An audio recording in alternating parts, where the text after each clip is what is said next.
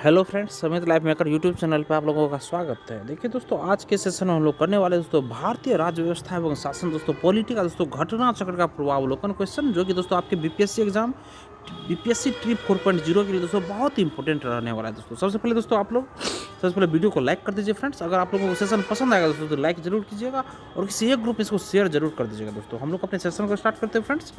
देखिए दोस्तों, अभी तक में हम लोग इसका देखिए दोस्तों 24 चैप्टर अभी तक में दोस्तों हम लोग का इसका खत्म हो चुका है। संसदीय समितियां तक खत्म कर चुके हैं दोस्तों। और आज जो हम लोग करेंगे दोस्तों 25 नंबर चैप्टर है हम लोग का संसदीय अधिनियम। जो अभी तक मेरे पिछले वाले सेशन को नहीं देखे फ्रेंड्स, वो इसी चैनल पर जाके प्लेलिस्ट बना हुआ है फ्रेंड्स, वहाँ जाके इसका सेशन देख सकते हैं बैक का दोस्तों। क्योंकि आप देख लीजिएगा तो दोस्तों आपका एक भी क्वेश्चन छूटने वाला नहीं है फ्रेंड्स एग्जाम में। तो हम लोग स्टार्ट करते हैं फ्रेंड्स संसदीय अधिनियम। देखिए दोस्तों, सबसे पहले हम इसका थ्योरी कंप्लीट करते हैं। थ्योरी जैसे ही कंप्लीट होगा दोस्तों, इस बेस्ड जितने सारे क्वेश्चन बने हैं सारे क्वेश्चन को एक एक करके हम लोग सोल्यूशन डिस्कशन कर लेंगे फ्रेंड्स। देखिए इसका दोस्तों, देखिए संसदीय अधिनियम। देखिए फ्रेंड्स, खाद्य मिलावट निवारण अधिनियम 1954, prevention of food adulteration act 1954 वर्ष 1954 में अधिनियमित तथा सर्वप्रथम 1 जून 1955 को प्रभावी हुआ था। सिविल अधिकार संरक्षण अधिनियम 1955 के अधीन सभी दंडनीय अपराध संज्ञेय एवं संक्षिप्ततः विचारणीय होते हैं। सिविल अधिकार संरक्षण अधिनियम 1955 के अंतर्गत अपराध का विचारण प्रथम श्रेणी न्यायिक मजिस्ट्रेट तथा महानगरों के मामले में मेट्रोपॉलिटन मजिस्ट्रेट द्वारा किया जाता है। दोस्तों घरेलू हिंसा से महिलाओं का संरक्षण अधिनियम 2005 26 अक्टूबर 2006 से लागू हुआ है दोस्तों। और क्रिमिनल ट्राइब्स एक्ट सर्वप्रथम 1871 में अधिनियमित हुआ था। और अनुसूचित जाति और अनुसूचित जनजाति अत्याचार निवारण अधिनियम 1989 भारत में 30 जनवरी 1990 से लागू है दोस्तों। वर्ष 2016 के संशोधन अधिनियम से इसमें किए गए संशोधन 26 जनवरी 2016 से प्रभावी हुए हैं। और अनुसूचित जाति और अनुसूचित जनजाति अत्याचार निवारण अधिनियम 1989 के उद्देश्यों को क्रियान्वित करने के लिए केंद्र सरकार के पास नियम बनाने की शक्ति है। यह अधिनियम संरक्षा विभेद के सिद्धांत पर आधारित है। इस अधिनियम के तहत गिरफ्तारी पूर्व जमानत पूर्णतः निषिद्ध है। अनुसूचित जाति और अनुसूचित जनजाति दोस्तों अनुसूचित जनजाति अत्याचार निवारण अधिनियम 1989 के अधीन किए गए अपराध का अन्वेषण पुलिस उपाधीक्षक से नीचे के रैंक के अधिकारी द्वारा नहीं किया जाएगा। इस अधिनियम के अंतर्गत किसी निर्णय, दंडादेश या आदेश के विरुद्ध उच्च न्यायालय में अपील तथ्यों और विधि दोनों के संबंध में होती है। अनुसूचित जाति और अनुसूचित जनजाति अत्याचार निवारण अधिनियम के अधीन अपराधों का विचारण करने के लिए सेशन न्यायालय को विशेष न्यायालय के रूप में निर्दिष्ट करने का उद्देश्य शीघ्र विचारण है दोस्तों। यदि कोई व्यक्ति अस्पृश्यता के आधार पर किसी व्यक्ति को किसी अस्पताल, औषधालय या शिक्षा संस्थान में प्रवेश से इनकार करता है, तब वह सिविल अधिकार संरक्षण अधिनियम 1955 की धारा 5 के अंतर्गत दंडनीय है। हिंदू विवाह अधिनियम 1955 में, हिंदू उत्तराधिकार अधिनियम 1956 में तथा सती निषेध अधिनियम 1987 में लागू हुआ था। सूचना का अधिकार अधिनियम 2005 12 अक्टूबर 2005 से लागू है। सूचना का अधिकार एक विधिक अधिकार है दोस्तों। सर्वोच्च न्यायालय ने अपने अनेक निर्णयों में सूचना के अधिकार को संविधान के अनुच्छेद 19 के 1 में क में प्रदत्त भाषण एवं अभिव्यक्ति के मौलिक अधिकार में निहित माना है। सूचना का अधिकार अधिनियम का उद्देश्य सार्वजनिक अधिकारियों से सूचना प्राप्त करना है। सूचना का अधिकार अधिनियम 2005 के अनुसार केंद्रीय सूचना आयुक्त का कार्यकाल मूलतः 5 वर्ष या 65 वर्ष की आयु तक होता है। सूचना का अधिकार संशोधन अधिनियम 2019 के द्वारा उक्त अधिनियम में किए गए संशोधन के तहत अब मुख्य सूचना आयुक्त और अन्य सूचना आयुक्तों का कार्यकाल केंद्र सरकार द्वारा निर्धारित किया जाएगा। तदनुसार केंद्र सरकार द्वारा अक्टूबर 2019 में अधिसूचित सूचना का अधिकार नियम 2019 के तहत इसे 3 वर्ष या 65 वर्ष की आयु तक निर्धारित किया गया है दोस्तों। इसके अतिरिक्त केंद्रीय और राज्य स्तरीय मुख्य सूचना आयुक्त और अन्य सूचना आयुक्तों को वही वेतन, भत्ता और अन्य सुविधाएं प्राप्त होंगी जैसा केंद्र सरकार निर्धारित करे। मजदूर किसान शक्ति संगठन MKSS नामक सामाजिक आंदोलन सूचना के अधिकार हेतु संघर्ष एवं जन आंदोलन के लिए जाना जाता है। नमित शर्मा बनाम भारत संघवाद सूचना के अधिकार अधिनियम 2005 से संबंधित है दोस्तों। राष्ट्रीय हरित न्यायाधिकरण अधिनियम 2010 के द्वारा देश में एक राष्ट्रीय हरित न्यायाधिकरण NHT का गठन किया गया दोस्तों। और पंचायती अनुसूचित क्षेत्रों से विस्तार अधिनियम 1996 का उद्देश्य इसका उद्देश्य दोस्तों अनुसूचित क्षेत्रों में स्वशासन स्थापित करना है, जिससे पारंपरिक अधिकारों की रक्षा हो सके तथा जनजातीय लोगों को शोषण से मुक्त किया जा सके। ठीक है फ्रेंड्स, हम लोग का थ्योरी कंप्लीट हो चुका है दोस्तों। अब हम लोग इस बेस्ट पे जितने सारे क्वेश्चन बने हैं दोस्तों, एक एक करके हम लोग देखते हैं। देखिए दोस्तों, फर्स्ट क्वेश्चन जो हमारा है दोस्तों, इसमें कि किस वर्ष में खाद्य मिलावट निवारण अधिनियम प्रथम बार लागू इनेक्टेड हुआ था दोस्तों? ये दोस्तों 1954 ईस्वी में हुआ था फ्रेंड्स, 1954 ईस्वी में हुआ था। देखिए दोस्तों, खाद्य मिलावट निवारण अधिनियम prevention of food adulteration act वर्ष 1954 में अधिनियमित इनेक्टेड तथा सर्वप्रथम 1 जून 1955 को प्रभावी हुआ था। नोट, इस प्रश्न के अंग्रेजी अनुवाद में इनेक्टेड शब्द है जिसका अर्थ अधिनियमित होता है, जबकि हिंदी में इस संदर्भ में लागू, प्रभावी, इफेक्टिव शब्द प्रयुक्त है। दिए गए विकल्पों के आधार पर विकल्प बी इसका सही उत्तर है दोस्तों। नेक्स्ट क्वेश्चन देखिए, सिविल अधिकार संरक्षण अधिनियम 1955 के अधीन सभी दंडनीय अपराध है दोस्तों। देखिए दोस्तों, सिविल अधिकार संरक्षण अधिनियम 1955 के अधीन सभी दंडनीय अपराध है दोस्तों। ऑप्शन नंबर बी देखिए, संज्ञेय तथा संक्षिप्त विचारणीय दोस्तों। ऑप्शन नंबर बी सही होगा दोस्तों। देखिए सॉल्यूशन है इसका, सिविल अधिकार संरक्षण अधिनियम 1955 की धारा 15 के अनुसार सभी अपराध संज्ञेय तथा संक्षिप्त विचारणीय प्रकृति के होंगे। इस अधिनियम के अंतर्गत अपराध का विचारण प्रथम श्रेणी न्यायिक मजिस्ट्रेट तथा महानगरों के मामले में मेट्रोपॉलिटन मजिस्ट्रेट द्वारा किया जाता है दोस्तों। नेक्स्ट क्वेश्चन देखिए फ्रेंड्स, सिविल अधिकार संरक्षण अधिनियम 1955 के अंतर्गत अपराध का विचारण किस न्यायालय द्वारा किया जाता है दोस्तों? तो ये ऑप्शन बी सही है दोस्तों, प्रथम श्रेणी न्यायिक मजिस्ट्रेट दोस्तों, प्रथम श्रेणी न्यायिक मजिस्ट्रेट। नेक्स्ट देखिए, सिविल अधिकार संरक्षण अधिनियम 1955 के अंतर्गत सभी दंडनीय अपराध है कौन कौन दोस्तों? तो ये एक हो गया दोस्तों, सभी दंडनीय अपराध क्या है दोस्तों? संज्ञेय तथा संक्षिप्त विचारणीय। बी है दोस्तों संज्ञेय तथा असमनीय दोस्तों। ऑप्शन ए भी दोस्तों इसका ऑप्शन दोस्तों सही होगा फ्रेंड्स। देखिए, सिविल अधिकार संरक्षण अधिनियम 1955 के अंतर्गत सभी दंडनीय अपराध संज्ञेय तथा संक्षिप्तता विचारणीय और संज्ञेय तथा असमनीय है दोस्तों। नेक्स्ट क्वेश्चन देखिए फ्रेंड्स, सिविल अधिकार संरक्षण अधिनियम 1955 के अधीन सभी अपराध क्या है फ्रेंड्स? ये दोस्तों ये होगा संज्ञेय होगा दोस्तों, और कारावास तथा जुर्माना दोनों से दंडनीय है दोस्तों। देखिए फ्रेंड्स, सिविल अधिकार संरक्षण अधिनियम 1955 की धारा 15 के 1 के तहत दंड प्रक्रिया संहिता 1973 में किसी बात के होते हुए भी इस अधिनियम के अधीन दंडनीय हर अपराध संज्ञेय होगा। इस अधिनियम में दोषी व्यक्ति के लिए कारावास और जुर्माने दोनों का प्रावधान है। अतः इस प्रश्न के सही उत्तर ए व डी है। मध्य प्रदेश लोक सेवा आयोग ने दोस्तों अपनी प्रारंभिक उत्तर कुंजी में विकल्प सी को सही माना था दोस्तों, सर्वनीय को दोस्तों, जो कि गलत है। फिर देखिए दोस्तों सही माना था, परंतु संस्कृति उत्तर कुंज में इस प्रश्न के लिए बोनस अंक दे दिया गया दोस्तों। नेक्स्ट क्वेश्चन देखिए, यदि कोई व्यक्ति अस्पृश्यता के आधार पर किसी व्यक्ति को किसी अस्पताल, औषधालय या शिक्षा संस्थान में प्रवेश से इनकार करता है, तब वह सिविल अधिकार संरक्षण अधिनियम 1955 की किस धारा के अंतर्गत दंडनीय है दोस्तों? धारा नंबर 5 के अंतर्गत दोस्तों ये दंडनीय है दोस्तों। देखिए फ्रेंड्स, यदि कोई व्यक्ति अस्पृश्यता के आधार पर किसी व्यक्ति को किसी अस्पताल, औषधालय, शिक्षा संस्थान या छात्रावास जो जन साधारण या उसके किसी विभाग के फायदे के लिए स्थापित हो या चलाया जाता हो, प्रवेश से इनकार करता है, तब वह सिविल अधिकार संरक्षण अधिनियम 1955 की धारा 5 के अंतर्गत दंडनीय है दोस्तों। नेक्स्ट क्वेश्चन देखिए फ्रेंड्स, सिविल अधिकार संरक्षण अधिनियम 1955 की निम्नलिखित में से किस धारा के अंतर्गत सामूहिक जुर्माना अधिरोपित करने की राज्य सरकार की शक्ति का उपबंध किया गया दोस्तों? धारा 10 के क में दोस्तों, धारा 10 के क में फ्रेंड्स, धारा 10 के क में। ठीक है दोस्तों, सिविल अधिकार संरक्षण अधिनियम 1955 की धारा 10 के क के अंतर्गत सामूहिक जुर्माना अधिरोपित करने की राज्य सरकार की शक्ति, power of state government to impose collective fine का उपबंध किया गया है दोस्तों। नेक्स्ट क्वेश्चन देखिए, सिविल अधिकार संरक्षण अधिनियम का विस्तार है दोस्तों।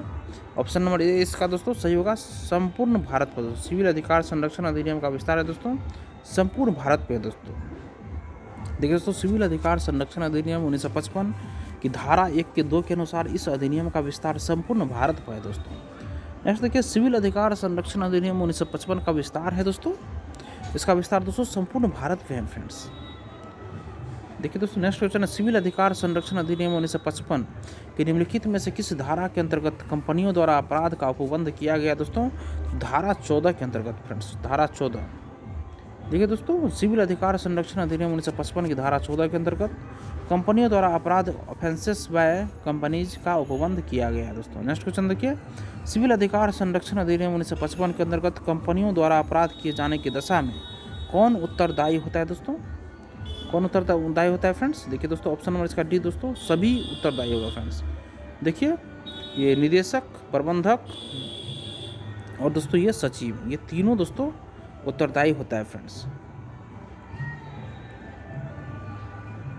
उपरोक्त सभी दोस्तों। देखिए सिविल अधिकार संरक्षण अधिनियम 1955 की धारा 14 के 1 के अनुसार यदि इस अधिनियम के तहत अपराध करने वाला व्यक्ति कंपनी हो तो हर ऐसा व्यक्ति जो अपराध किए जाने के समय उस कंपनी के कारोबार के संचालन के लिए उस कंपनी का भार साधक है और उस कंपनी के प्रति उत्तरदायी था, उस अपराध का दोषी समझा जाएगा। धारा 14 के 2 के अनुसार जहां इस अधिनियम के अधीन कोई अपराध कंपनी के किसी निदेशक या प्रबंधक, सचिव या अन्य अधिकारी की सम्मति से किया गया हो, वहाँ वे भी उस अपराध के दोषी समझे जाएंगे। नेक्स्ट क्वेश्चन देखिए फ्रेंड्स, कब न्यायालय सिविल अधिकार संरक्षण अधिनियम 1955 की धारा 12 के अंतर्गत उपधारणा करेगा कि अपराध अस्पृश्यता के आधार पर कारित किया गया है दोस्तों? तो ये ऑप्शन दोस्तों इसका फर्स्ट सही होगा, जब यह केवल अनुसूचित जाति के सदस्य से संबंधित है दोस्तों। जब यह केवल अनुसूचित जाति के सदस्य से संबंधित है फ्रेंड्स, ऑप्शन ए सही होगा दोस्तों।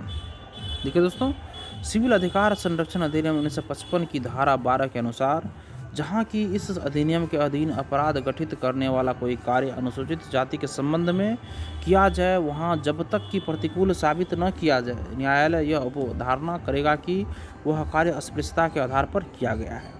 देखिए फ्रेंड्स नेक्स्ट क्वेश्चन, अस्पृश्यता से उद्भूत अपराध गठित नहीं होगा जबकि ऑप्शन सी डी देखिए दोस्तों, अभियुक्त और परिवादी पीड़ित समान सामाजिक समूह से दोस्तों, अभियुक्त और परिवादी पीड़ित समान सामाजिक समूह से है दोस्तों, ऑप्शन डी सही होगा दोस्तों। सिविल अधिकार संरक्षण अधिनियम 1955 के प्रावधानों के तहत अस्पृश्यता से उद्भूत अपराध गठित नहीं होगा जबकि अभियुक्त और परिवादी पीड़ित समान सामाजिक समूह से है दोस्तों। नेक्स्ट क्वेश्चन देखिए, न्यायालय उपधारित कर सकता है कि अपराध गठित करने वाला कोई कृत्य अस्पृश्यता के आधार पर किया गया था यदि ऐसा अपराध डैश के संबंध में किया गया है। डैश के संबंध में दोस्तों देखिए ऑप्शन इसका ये दोस्तों सही होगा कि अनुसूचित जाति के सदस्य के संबंध में किया गया दोस्तों। देखिए फ्रेंड्स सिविल अधिकार संरक्षण अधिनियम 1955 की धारा 12 के तहत न्यायालय उपधारित कर सकता है कि अपराध गठित करने वाला कोई कृत्य अस्पृश्यता के आधार पर किया गया था यदि ऐसा अपराध अनुसूचित जाति के सदस्य के संबंध में किया गया है।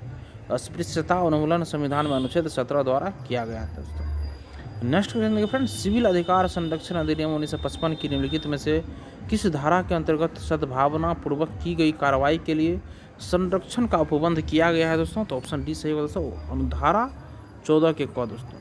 सिविल अधिकार संरक्षण अधिनियम 1955 की निम्नलिखित में से किस धारा के अंतर्गत सावधानपूर्वक सद्भावनापूर्वक की गई कार्रवाई के लिए संरक्षण का उपबंध किया गया दोस्तों? धारा 14 के क दोस्तों। देखिए दोस्तों सिविल अधिकार संरक्षण अधिनियम 1955 की धारा 14 के 1 के अंतर्गत सद्भावनापूर्वक की गई कार्रवाई के लिए संरक्षण protection of action taken in good faith का उपबंध किया गया दोस्तों। नेक्स्ट क्वेश्चन देखिए, निम्नलिखित युगों से कौन सा सुमेलित नहीं है दोस्तों? ऑप्शन सी देखिए दोस्तों, ये सुमेलित नहीं होगा। 73वां संविधान संशोधन शहरी क्षेत्रों के स्थानीय निकायों के चुनाव में महिलाओं के लिए स्थानों का अर्थ ये गलत है दोस्तों। हिंदू विवाह अधिनियम 1955 सही है। हिंदू उत्तराधिकार अधिनियम 1956 सही है। सती निरोध अधिनियम 1987 ये भी दोस्तों सही है दोस्तों। ठीक है फ्रेंड्स, हिंदू विवाह अधिनियम 1955 में, हिंदू उत्तराधिकार अधिनियम 1956 में तथा सती निरोध अधिनियम 1987 में लागू हुआ था। शहरी क्षेत्रों के स्थानीय निकायों के चुनाव में महिलाओं के लिए स्थानों का आरक्षण 73वें नहीं बल्कि 74वें संविधान संशोधन द्वारा किया गया था। इस प्रकार सही उत्तर सी होगा। नेक्स्ट क्वेश्चन देखिए फ्रेंड्स, सूची फर्स्ट को सेकंड से सुमेलित कीजिए। भारतीय शस्त्र अधिनियम, इसमें से दोस्तों कौन सा सही होगा दोस्तों? देखिए फ्रेंड्स,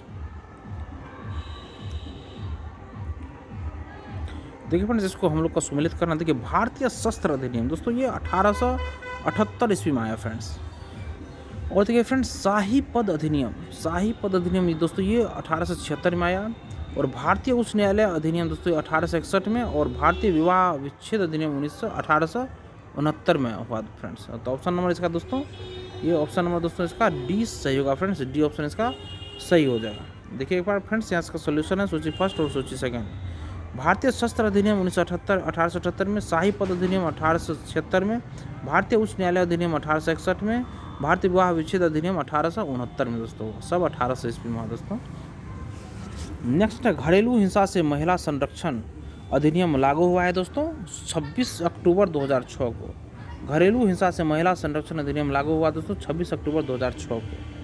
देखिए दोस्तों, महिलाओं को घरेलू हिंसा से संरक्षण प्रदान करने के लिए घरेलू हिंसा से महिलाओं का संरक्षण अधिनियम 2005 संसद द्वारा सर्वसम्मति से पारित किया गया, जिसे राष्ट्रपति की सहमति 13 सितंबर 2005 को मिली तथा 26 अक्टूबर 2006 से इसे संपूर्ण भारत में लागू किया गया। निम्न में से कौन सामाजिक अधिनियम नहीं है दोस्तों? देखिए फ्रेंड्स, मीसा सामाजिक अधिनियम नहीं है दोस्तों। एंटी डॉरी एक्ट है, प्रोटेक्शन ऑफ सिविल राइट्स है, prevention of small traffic act है दोस्तों। सॉल्यूशन देखिए friends, Misa maintenance of internal security act नामक अतिरिक्त सुरक्षा अधिनियम वर्ष 1971 में बना तथा 1977 में निरस्त कर दिया गया। यह आंतरिक सुरक्षा के संदर्भ में बनाया गया अधिनियम था, अतः यह सामाजिक अधिनियम नहीं है, जबकि प्रश्नगत शेष तीनों अधिनियम सामाजिक सौहार्द एवं सामाजिक दोष निवारण हेतु बनाए गए अधिनियम है दोस्तों। नेक्स्ट क्वेश्चन देखिए, भारतीय विधान के प्रावधानों के अंतर्गत उपभोक्ताओं के अधिकारों विशेषाधिकारों के संदर्भ निम्न से कौन सा कथन दोस्तों सही है दोस्तों? देखिए फ्रेंड्स, ऑप्शन इसका 20 का दोस्तों सी, 1 और 3 दोस्तों ऑप्शन इसका सही होगा। एक देखिए फ्रेंड्स, एक है कि उपभोक्ताओं को खाद्य की जांच करने के लिए नमूने लेने के अधिकार हैं, बिल्कुल सही है दोस्तों। और 3 नंबर देखिए फ्रेंड्स, 3 नंबर में है दोस्तों कि उपभोक्ता की मृत्यु हो जाने पर उसका वैधानिक उत्तराधिकारी उसकी ओर से उपभोक्ता मंच में शिकायत दर्ज कर सकता है। 1-3 सही होगा दोस्तों। वर्ष 1986 में संसद द्वारा उपभोक्ताओं के अधिकारों के संरक्षण के लिए उपभोक्ता संरक्षण अधिनियम 1986 पारित किया गया। इसके तहत उपभोक्ताओं को खाद्य की जांच करने के लिए नमूने लेने का अधिकार है। उपभोक्ता गड़बड़ी पाए जाने पर उपभोक्ता फोरम में अपनी शिकायत दर्ज कर सकता है। इसके लिए उसे निर्धारित फीस देनी पड़ती है। यदि उपभोक्ता की मृत्यु हो जाती है तो उसके वैधानिक उत्तराधिकारी को यह अधिकार है कि वह उपभोक्ता मंच में अपनी शिकायत दर्ज करा सकें। नेक्स्ट क्वेश्चन देखिए फ्रेंड्स, क्रिमिनल ट्राइब्स एक्ट सर्वप्रथम कब अधिनियमित हुआ था दोस्तों? ये दोस्तों 1871 ईस्वी में अधिनियमित हुआ था फ्रेंड्स। क्रिमिनल ट्राइब्स एक्ट 1871 ईस्वी में सर्वप्रथम दोस्तों अधिनियमित हुआ था। यह प्रारंभ में उत्तर भारत के अधिकांश क्षेत्र में लागू हुआ था दोस्तों। नेक्स्ट क्वेश्चन देखिए, अनुसूचित जाति और अनुसूचित जनजाति अत्याचार निवारण अधिनियम 1989 प्रवृत्त हुआ दोस्तों। कब? ये 30 जनवरी 1990 ईस्वी को प्रवृत्त हुआ दोस्तों। देखिए दोस्तों, अनुसूचित जाति और अनुसूचित जनजाति अत्याचार निवारण अधिनियम 1989 को राष्ट्रपति द्वारा 11 सितंबर 1989 को स्वीकृति प्रदान की गई दोस्तों। यह अधिनियम 30 जनवरी 1990 को प्रवृत्त हुआ दोस्तों। नेक्स्ट क्वेश्चन देखिए फ्रेंड्स, अनुसूचित जाति तथा अनुसूचित जनजाति के किस अधिनियम के अंतर्गत अत्याचार निवारण कानून लागू किया गया दोस्तों?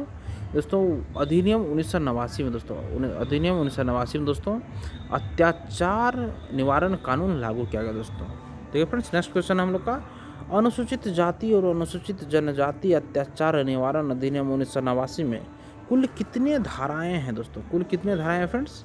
देखिए दोस्तों, इसमें कुल 23 धारा है दोस्तों, कुल 23 धारा है। नेक्स्ट क्वेश्चन देखिए, इसका सोल्यूशन, अनुसूचित जाति और अनुसूचित जनजाति अत्याचार निवारण अधिनियम में कुल दोस्तों 23 धाराएं हैं। देखिए दोस्तों, नेक्स्ट क्वेश्चन है, अनुसूचित जाति एवं अनुसूचित जनजाति अत्याचार निवारण अधिनियम 1989 के उद्देश्यों को क्रियान्वित करने के लिए नियम बनाने की शक्तियाँ किन्हें प्राप्त है फ्रेंड्स? ये दोस्तों केंद्र सरकार को प्राप्त है फ्रेंड्स, केंद्र सरकार को प्राप्त है। अनुसूचित जाति एवं जनजाति अधिनियम 1989 की धारा 23 इस अधिनियम के उद्देश्य को क्रियान्वित करने के लिए नियम बनाने की शक्ति से संबंधित है। इस अधिनियम की धारा 23 के 1 के अनुसार केंद्र सरकार आधिकारिक राजपत्र में अधिसूचना द्वारा इस अधिनियम के प्रयोजनों को क्रियान्वित करने के लिए नियम बना सकेगी दोस्तों। अनुसूचित जाति और अनुसूचित जनजाति अत्याचार निवारण अधिनियम 1989 के अंतर्गत किस धारा में धार्मिक बहिष्कार की परिभाषित किया गया दोस्तों? मतलब आर्थिक बहिष्कार को परिभाषित किया गया है दोस्तों। ऑप्शन बी सही होगा दोस्तों, धारा 2 के ख ग। देखिए फ्रेंड्स, अनुसूचित जाति और अनुसूचित जनजाति अत्याचार निवारण अधिनियम 1989 में 2016 के संशोधन द्वारा अंतः स्थापित धारा 2 ख ग 2 BC में आर्थिक बहिष्कार इकोनॉमिक बाइकआउट को परिभाषित किया गया है। नेक्स्ट क्वेश्चन देखिए फ्रेंड्स, अनुसूचित जाति और अनुसूचित जनजाति अत्याचार निवारण अधिनियम 1989 के अधीन किसी लोक सेवक द्वारा धारा 3 के अधीन अपराध किए जाने पर कम से कम दंड का प्रावधान है दोस्तों। 1 वर्ष का प्रावधान है दोस्तों, 1 वर्ष का। देखिए दोस्तों, अनुसूचित जाति और अनुसूचित जनजाति अत्याचार निवारण अधिनियम 1989 के अधीन किसी लोक सेवक द्वारा धारा 3 के 2 के 7 के अधीन अपराध किए जाने पर कम से कम 1 वर्ष के दंड का प्रावधान है दोस्तों। नेक्स्ट क्वेश्चन देखिए फ्रेंड्स, अनुसूचित जाति एवं अनुसूचित जनजाति अत्याचार निरोधक अधिनियम 1989 के अंतर्गत किस धारा में विशेष न्यायालय की व्यवस्था का प्रावधान है फ्रेंड्स? तो धारा 14 में दोस्तों, धारा 14 में अनुसूचित जाति एवं अनुसूचित जनजाति अत्याचार निरोधक अधिनियम 1989 के अध्याय 4 की धारा 14 के 1 में शीघ्र न्याय एवं परीक्षण के लिए एक या अधिक जिलों में एक विशेष न्यायालय या अनन्य विशेष न्यायालय की व्यवस्था का प्रावधान है, जबकि धारा 15 में विशेष लोक अभियोजन की व्यवस्था की गई है दोस्तों। नेक्स्ट क्वेश्चन देखिए, अनुसूचित जाति और अनुसूचित जनजाति अत्याचार निवारण अधिनियम 1989 के अधीन अपराधों का विचारण करने के लिए राज्य सरकार डैश की सहमति से सत्र न्यायालय को विशेष न्यायालय निर्दिष्ट कर सकती है दोस्तों।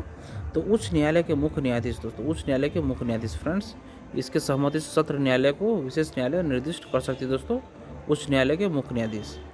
देखिए दोस्तों, अनुसूचित जाति और अनुसूचित जनजाति अत्याचार निवारण अधिनियम 1989 की धारा 14 के 1 के अधीन अपराधों का विचारण करने के लिए राज्य सरकार उच्च न्यायालय के मुख्य न्यायाधीश की सहमति से सत्र न्यायालय को विशेष न्यायालय निर्दिष्ट कर सकते हैं दोस्तों, मगर उच्च न्यायालय के मुख्य न्यायाधीश की अनुमति आवश्यक है दोस्तों। नेक्स्ट क्वेश्चन देखिए, अनुसूचित जाति और अनुसूचित जनजाति अत्याचार निवारण अधिनियम के अधीन अपराधों का विचारण करने के लिए सेशन न्यायालय को विशेष न्यायालय के रूप में विनिर्दिष्ट करने का प्रयोजन है दोस्तों, शीघ्र विचारण है दोस्तों, शीघ्र विचारण। देखिए दोस्तों, अनुसूचित जाति अनुसूचित जनजाति अत्याचार निवारण अधिनियम 1989 की धारा 14(1) के अनुसार सेशन न्यायालय को विशेष न्यायालय के रूप में निर्दिष्ट करने का प्रयोजन शीघ्र विचारण है दोस्तों।